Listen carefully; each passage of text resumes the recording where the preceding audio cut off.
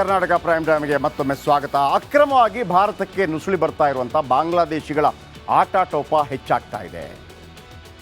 ಒಂದು ಕಡೆ ಬಾಂಗ್ಲಾ ಯಾವ ರೀತಿಯಾಗಿದೆ ನಿಮ್ಗೆ ಗೊತ್ತಿದೆ. ಅಪ್ಪ ಅಮ್ಮ ಇಲ್ಲದಂಗೆ ಆಗಿದೆ ಆ ದೇಶ. ಅಲ್ಲಿ ಅಲ್ಪಸಂಖ್ಯಾತರ ಮೇಲೆ, ಹಿಂದೂಗಳ ಮೇಲೆ, ಕ್ರಿಶ್ಚಿಯನ್ರ ಮೇಲೆ ದಾಳಿ ಆಗ್ತಾ ಇದೆ. ಮತ್ತೊಂದು ಕಡೆ ಒಳನುಸುಳಿ ಇಲ್ಲಿಗೆ ಬರ್ತಾ ಇದ್ದಾರೆ. ಆಮೇಲೆ ಬಂದ ನಂತರ ಲಕ್ನೋದಲ್ಲಿ ಸರ್ಕಾರಿ ಸಿಬ್ಬಂದಿ ಮೇಲೆ ದಾಳಿ ಮಾಡಲಾಗ್ತಾ ಇದೆ. ಯಾರು ಇವರೆಲ್ಲ?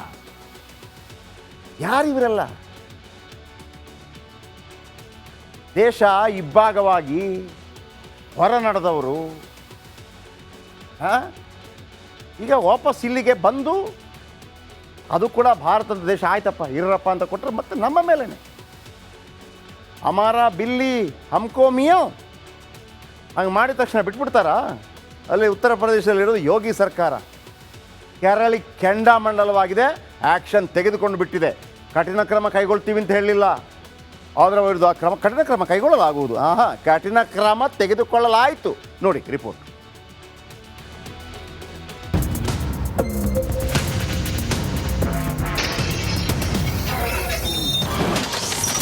ಭಾರತೀಯರ ಮೇಲೆ ಬಾಂಗ್ಲಾದೇಶಿಗಳ ದಾಳಿ. ಅಚ್ಚ ಅಂತ ಓಡಿಸಿದ ಯೋಗಿ ಆದಿತ್ಯನಾಥ್. ಹಿಂದೂಗಳ ಮೇಲೆ ದಾಳಿ ಮಾಡಿ ಹಾಲಿ ಪ್ರಧಾನಿಯನ್ನೇ ಪರದೇಶಕ್ಕೆ ಓಡಿಸಿದ ಬಾಂಗ್ಲಾದೇಶಿಗಳು ಅಲ್ಲಾಕೆ ನಾಂಪೆ ದೇದೋ ಬಾಬಾ ಅಂತ ಕಟೋರಿ ಹಿಡ್ಕೊಂಡು ಭಾರತಕ್ಕೆ ನುಗ್ಗೋದು ಬಲು ಕಾಮನ್ನು. ಏನೋ ಬಂದ್ರು ಅಂತ ಚೂರು ನೆಲ ಕೊಟ್ರೆ ಇಲ್ನೋಡಿ ಹೆಂಗೆಲ್ಲ ಗಂಚಲಿ ಮಾಡ್ತಾರೆ ಅಂತ.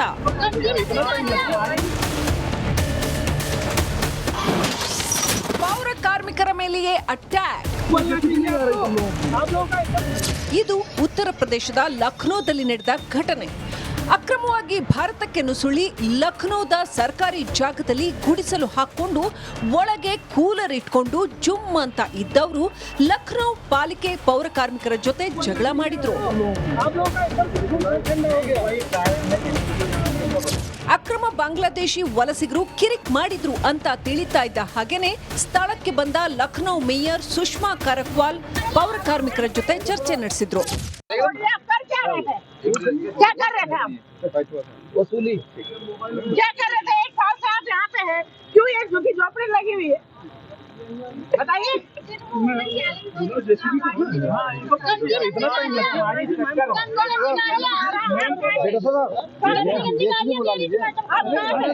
ತಕ್ಷಣವೇ ಅಕ್ರಮ ಬಾಂಗ್ಲಾದೇಶಿ ವಲಸಿಗರ ನೆಲೆ ತೆರವುಗೊಳಿಸುವಂತೆ ಲಕ್ನೋ ಮೇಯರ್ ಸುಷ್ಮಾ ಕರಕ್ವಾಲ್ ಸೂಚನೆ ಕೊಟ್ಟರು. कितनी देर में क्लीन होगा? अभी कितना टाइम? एक समय सीमा दीजिए ना। आपके थाने में मैंने इसीलिए सीपी को सारे लेटर दे दिए. ये देखिए 26 तारीख से अभी तक कोई जवाब नहीं आ रहा. हम अतिक्रमण हटाते, आप फिर अतिक्रमण बिठवा देते वहाँ पे.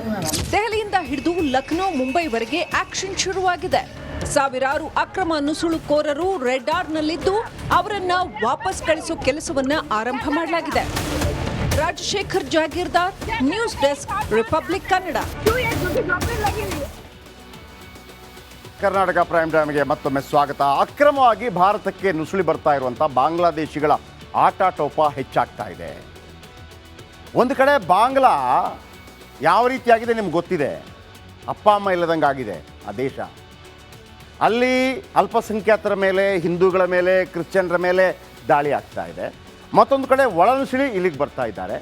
ಆಮೇಲೆ ಬಂದ ನಂತರ ಲಕ್ನೋದಲ್ಲಿ ಸರ್ಕಾರಿ ಸಿಬ್ಬಂದಿ ಮೇಲೆ ದಾಳಿ ಮಾಡಲಾಗ್ತಾ ಇದೆ. ಯಾರು ಇವರೆಲ್ಲ?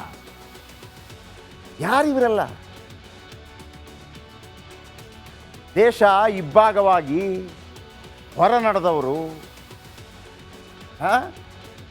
ಈಗ ವಾಪಸ್ ಇಲ್ಲಿಗೆ ಬಂದು, ಅದು ಕೂಡ ಭಾರತದ ದೇಶ ಆಯ್ತಪ್ಪ ಇರಪ್ಪ ಅಂತ ಕೊಟ್ಟರೆ ಮತ್ತೆ ನಮ್ಮ ಮೇಲೇನೆ ಅಮಾರ ಬಿಲ್ಲಿ ಹಮ್ಕೋ ಮಿಯೋ ಹಂಗೆ ಮಾಡಿದ ತಕ್ಷಣ ಬಿಟ್ಬಿಡ್ತಾರಾ? ಅಲ್ಲಿ ಉತ್ತರ ಪ್ರದೇಶದಲ್ಲಿರೋದು ಯೋಗಿ ಸರ್ಕಾರ ಕೇರಳಿ ಕೆಂಡಾಮಂಡಲವಾಗಿದೆ. ಆ್ಯಕ್ಷನ್ ತೆಗೆದುಕೊಂಡು ಬಿಟ್ಟಿದೆ. ಕಠಿಣ ಕ್ರಮ ಕೈಗೊಳ್ತೀವಿ ಅಂತ ಹೇಳಲಿಲ್ಲ, ಅದರ ವಿರುದ್ಧ ಕಠಿಣ ಕ್ರಮ ಕೈಗೊಳ್ಳಲಾಗುವುದು. ಕಠಿಣ ಕ್ರಮ ತೆಗೆದುಕೊಳ್ಳಲಾಯಿತು. ನೋಡಿ ರಿಪೋರ್ಟ್.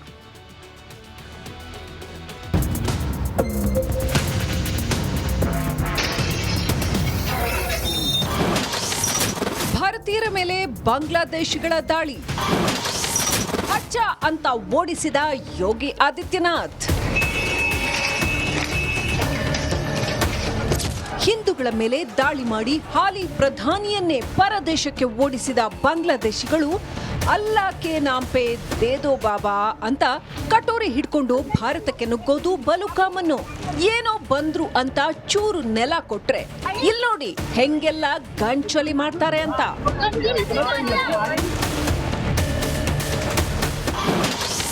ಪೌರ ಕಾರ್ಮಿಕರ ಮೇಲೆಯೇ ಅಟ್ಯಾಕ್.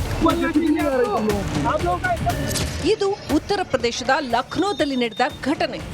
ಅಕ್ರಮವಾಗಿ ಭಾರತಕ್ಕೆ ನುಸುಳಿ ಲಖನೌದ ಸರ್ಕಾರಿ ಜಾಗದಲ್ಲಿ ಗುಡಿಸಲು ಹಾಕೊಂಡು ಒಳಗೆ ಕೂಲರ್ ಇಟ್ಕೊಂಡು ಜುಮ್ ಅಂತ ಇದ್ದವರು ಲಖನೌ ಪಾಲಿಕೆ ಪೌರ ಕಾರ್ಮಿಕರ ಜೊತೆ ಜಗಳ ಮಾಡಿದ್ರು. ಅಕ್ರಮ ಬಾಂಗ್ಲಾದೇಶಿ ವಲಸಿಗರು ಕಿರಿಕ್ ಮಾಡಿದ್ರು ಅಂತ ತಿಳಿತಾ ಇದ್ದ ಹಾಗೇನೆ ಸ್ಥಳಕ್ಕೆ ಬಂದ ಲಖನೌ ಮೇಯರ್ ಸುಷ್ಮಾ ಕರಕ್ವಾಲ್ ಪೌರ ಕಾರ್ಮಿಕರ ಜೊತೆ ಚರ್ಚೆ ನಡೆಸಿದ್ರು. क्या कर रहे थे आप? वसूली क्या कर रहे थे? 1 साल से आप यहाँ पे हैं, क्यों ये झोपड़ी लगी हुई है बताइए?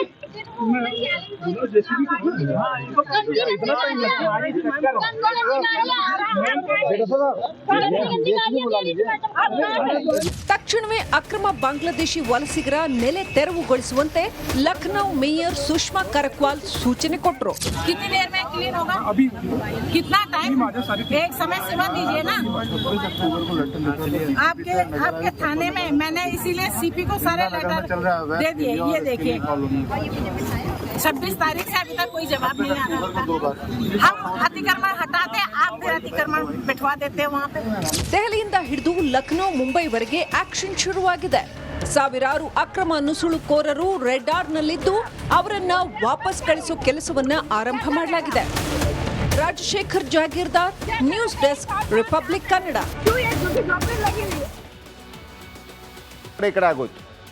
ಆಮ್ ಆದ್ಮಿಯ ಸಂಜಯ್ ಸಿಂಗ್ ಪತ್ನಿ ವೋಟ್ ಹಕ್ಕೇ ರದ್ದಾಗಿದೆ, ಅಲ್ಲಿಲ್ಲ, ಡಿಲೀಟ್ ಆಗಿದೆ. ಇನ್ನು ನವದೆಹಲಿ ಕ್ಷೇತ್ರದಿಂದ ಸ್ಪರ್ಧೆ ಮಾಡ್ತಾರೆ ಕೇಜ್ರಿವಾಲ್. ದೆಹಲಿ ಚುನಾವಣೆ ಗೆಲ್ಲಲು ಬಿಜೆಪಿ 3 ಪ್ಲಾನ್ ಮಾಡ್ಕೊಂಡಿದೆಯಂತೆ ಅವ್ರು ಹೇಳೋದು. ನಂಬರ್ 1, ಆಮ್ ಆದ್ಮಿ ವೋಟರ್ರ ವೋಟನ್ನು ಡಿಲೀಟ್ ಮಾಡ್ತಾ ಇದ್ದಾರೆ. ಯಾರೆಲ್ಲ ಆಮ್ ಆದ್ಮಿಗೆ ವೋಟ್ ಮಾಡ್ತಾರೆ ಅವರ ವೋಟ್ ಡಿಲೀಟ್ ಆಗ್ತಾ ಇದೆ. ಬಿಜೆಪಿಗಾಗಿ ನಕಲಿ ವೋಟರ್ಸನ್ನು ಸೇರಿಸ್ತಾ ಇದ್ದಾರೆ, ಬೇರೆ ವೋಟರ್ಸ್ ಸೇರಿಸ್ತಾ ಇದ್ದಾರೆ, ನಕಲಿ ವೋಟರ್ಸ್. ಇನ್ನು ಹಣ ಹಂಚಿ ಜನರಿಂದ ವೋಟ್ ಖರೀದಿ ಮಾಡ್ತಾರೆ. ಮೂರು ಇಶ್ಯೂಗಳನ್ನು ಎತ್ತಾರೆ. ಒಂದು, ಆಮ್ ಆದ್ಮಿ ಬೆಲ್ಟ್ ಇರುತ್ತಲ್ಲ ಅಲ್ಲಿ ಡಿಲೀಟ್ ಮಾಡಿಸೋದು. ಎರಡನೇದು, ಬಿ ಜೆ ಪಿಗೆ ವೋಟ್ ಹಾಕೋರ ಹೆಸರನ್ನು ಅನಧಿಕೃತವಾಗಿ ಸೇರಿಸೋದು. ಮೂರನೇದು, ದುಡ್ಡು ಕೊಟ್ಟು ಖರೀದಿ ಮಾಡೋದು, ಹಣ ಹಂಚಿ. ನವದೆಹಲಿ ಕ್ಷೇತ್ರದಿಂದ 5% ವೋಟ್ಗಳು ಡಿಲೀಟ್ ಆಗಿದೆ. ನಾನು ಹೇಳಿದ್ನಲ್ಲ, 1,06,000 5% ಡಿಲೀಟ್. 7.5% ನಕಲಿ ವೋಟ್ಗಳನ್ನು ಸೇರಿಸಲಾಗಿದೆ. ಇದು ಭಯ ಕಾಡ್ತಾ ಇದೆ ಆಮ್ ಆದ್ಮಿಗೆ. ಇದು ಮೋಸ ಮಾಡ್ತಾ ಇದ್ದೀರಿ, ನೀವು ವಾಮ ಮಾರ್ಗ ಮಾಡ್ತಾ ಇದ್ದೀರಿ. 5,000 ವೋಟ್ ಡಿಲೀಟ್ ಮಾಡಿದ್ದೀರಿ, 5%. 7.5% ಸೇರಿಸಿದ್ದೀರಿ.